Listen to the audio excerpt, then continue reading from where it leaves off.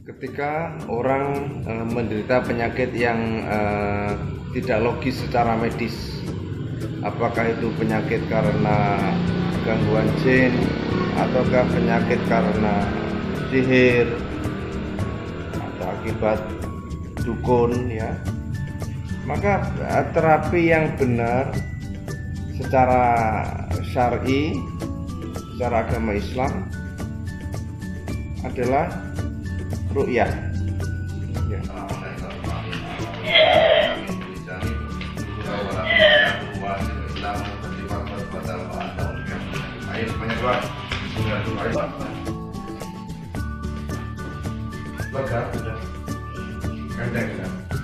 Waktu ditarik seperti dicabut, seperti keluar dicabut, ya macam-macam gitu loh, Pak.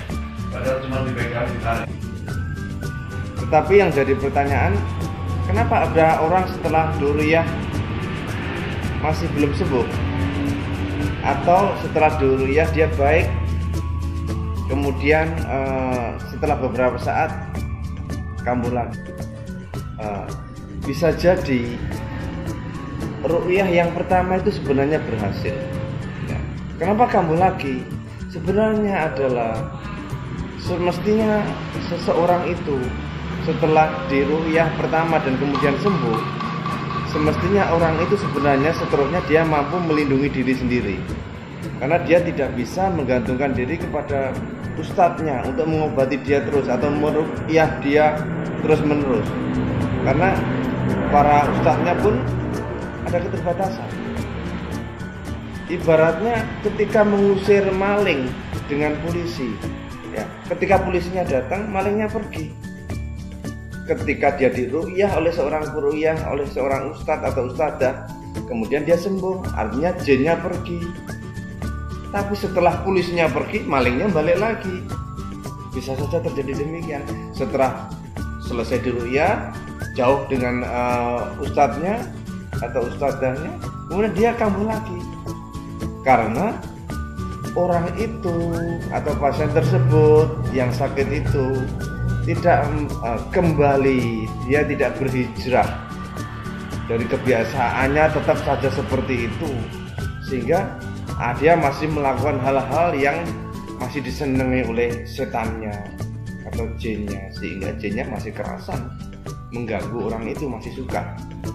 Sehingga syaratnya kalau kemudian dia, supaya setelah seseorang diru'yah itu dan dia kemudian benar-benar sembuh, syaratnya adalah setelah dia diru'yah dan kemudian sembuh, maka sebaiknya dia kembali kepada agama, menjalankan agama lebih baik lagi, salatnya diperbaiki, ya, tidak meremehkan dengan doa-doa. Jadi doa perlindungan, zikir pagi petang yang perlu dibaca untuk perlindungan diri. Zikir yang apabila dibaca di pagi hari maka dia akan dilindungi oleh Allah dari pagi sampai sore. Ketika dibaca di sore hari maka akan dilindungi oleh Allah dari sore sampai dengan pagi hari kembali, dari petang sampai pagi lagi. Jadi itu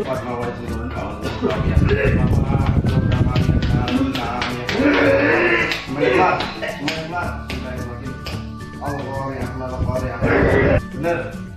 Masih ada nggak yang terasa kaku? Nggak ada. Udah meleleh daripada tadi. Tadi kaku ya. Ada yang keluar aja. Ya tadi masih ada yang keluar gitu. Lewat muntahannya tadi. Lo jadi keluar angin itu keluar. Banyak. Nggak bisa dihitung ya. Ya memang bisa begitu karena nggak bisa dihitung.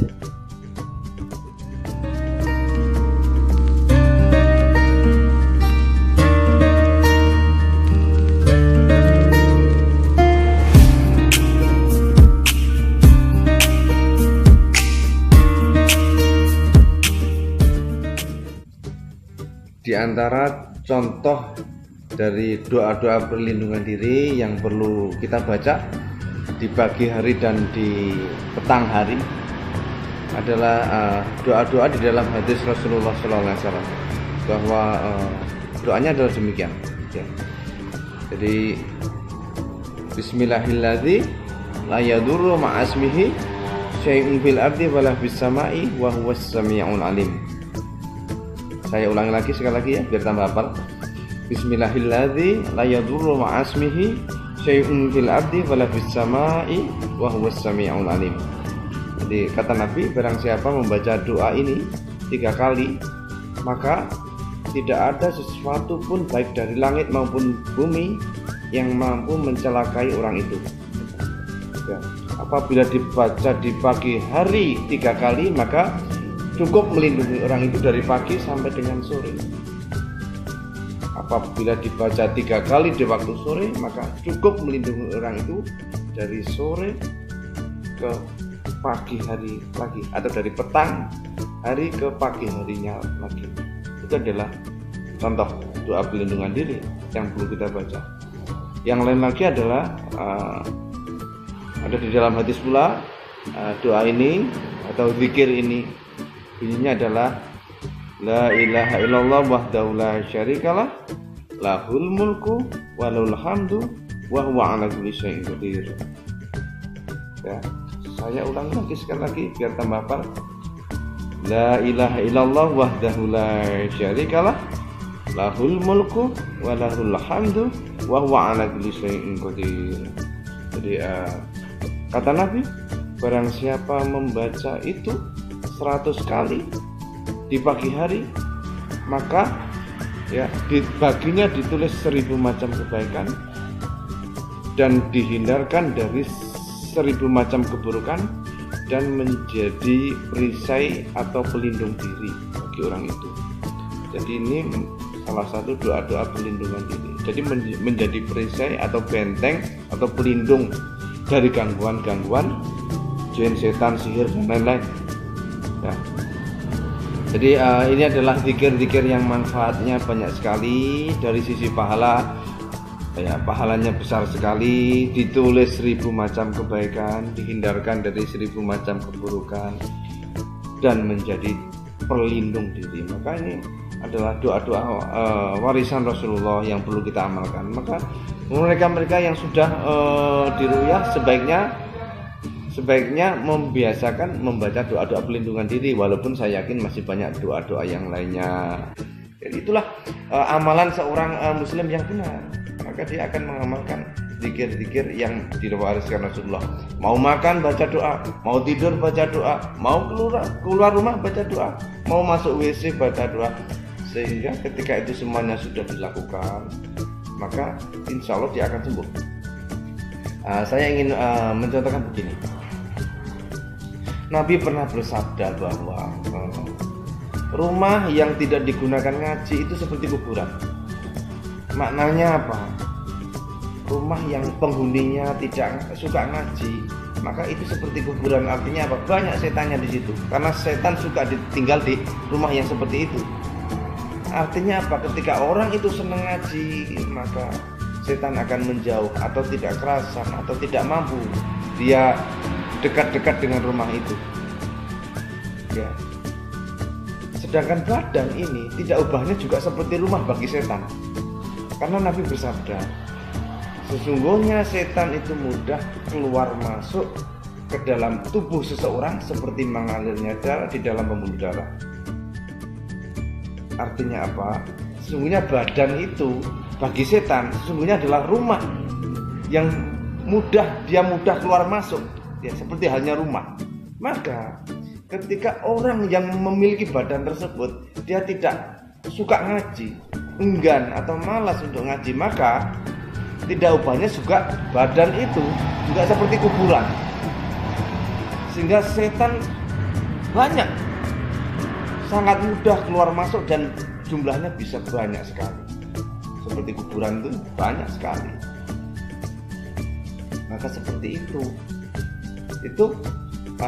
kalau orangnya kemudian tidak berhijrah kembali ke jalan agama yang benar, ya, dia tetap saja tidak mau ngaji, tidak suka ngaji, tidak suka baca doa, sholatnya juga enggan. Maka dengan demikian dia masih membuka pintu untuk masuknya jin atau setan itu kembali ke dalam badan orang itu lagi. Tetapi kalau dia sudah melakukan hal-hal yang seperti tadi, ngaji, baca doa, maka setan atau jin itu yang menghuni badan itu, dia akan kepanasan. Bayangkan saja ketika kita misalnya tinggal dalam suatu ruangan yang panas, yang ongkep, pasti kita akan mencari ruangan lain yang lebih sejuk.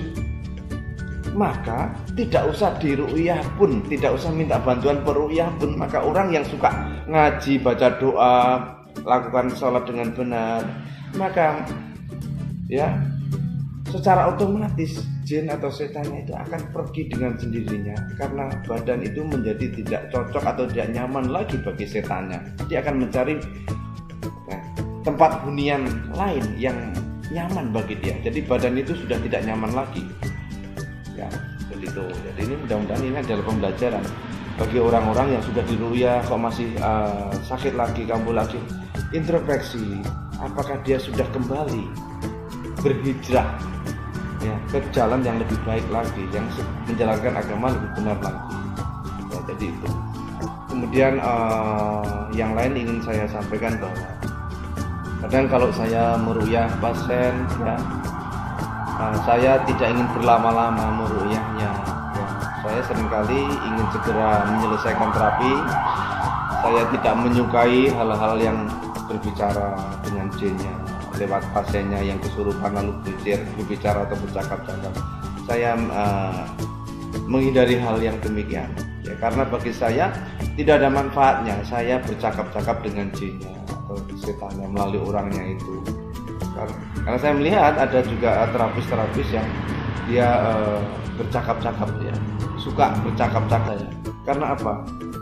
Kalau toh kemudian terjadi dialog antara seorang ustadz atau seorang dukun dengan pasien yang kesurupan, artinya dia berdialog dengan jinnya kan berarti.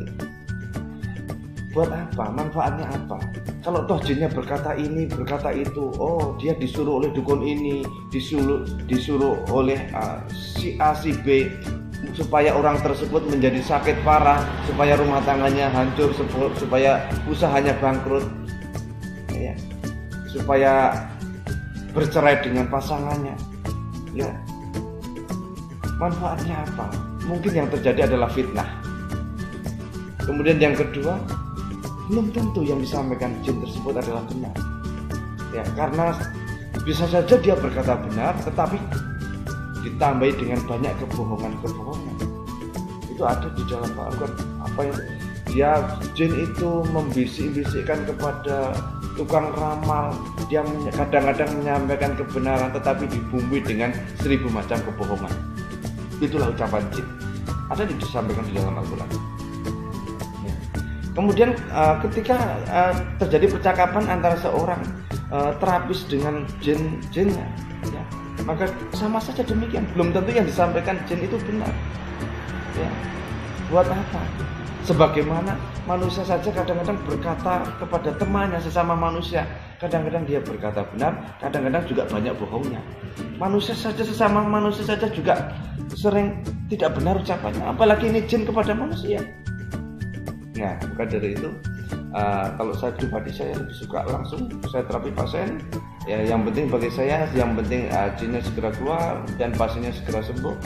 Itu adalah lebih baik.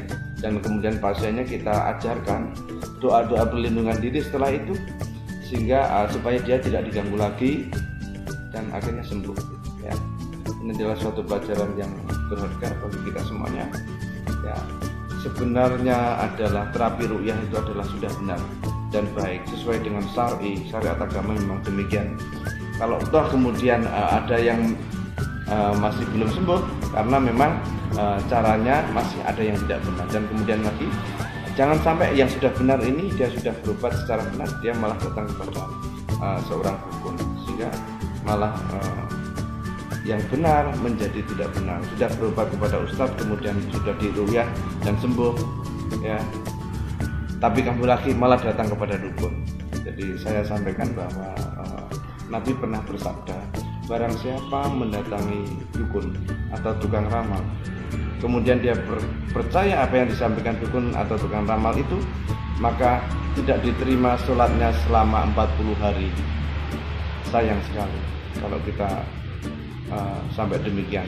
Bayangkan 40 hari itu adalah 5 waktu kali 40 hari itu ada 200 kali surat yang tertolak oleh Allah. Nah, itu adalah larangan keras bagi umat Islam mendatangi dukun. Jadi sholatnya bisa tidak diterima. Demikian, mudah-mudahan memberi manfaat bagi saudara-saudaraku semuanya. Salam dari saya, Dwi Ismail Jember, Unit Cempaka Mititra.